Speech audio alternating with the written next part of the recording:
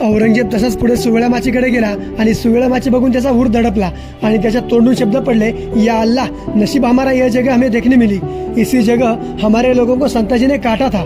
मग औरंगजेब डोळ्यातले पाणी पुसत पुढे आला आणि त्याने संजीवनी माची बघून विचारलं की ही अजगर झोपल्यासारखी जागा काय आहे। तेव्हा फिरस्त्याने सांगितलं की ही संजीवनी माची स्वतः राजांनी बांधली।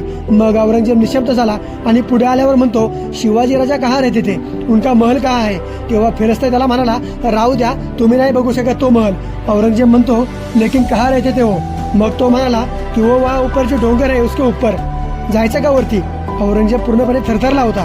नाही अशी मान हालून तो पुढे निघाला, पण मनात त्याचा विचार होता, ज्या शिवाजीने दिल्लीत येऊन आमच्या दरबारात येऊन आम्हाला बेआबरू केलं, ज्याला मी आयुष्यभर मामुली जमीनदाराचा मुलगा समजत होतो, त्या शिवाजीचा महल मी बघू शकलो नाही। याचा अर्थ खरंच मी शिवाजीला कधी समजू शकलो नाही आणि त्या शिवाजीची ताकद कधी मी ओळखू शकलो नाही।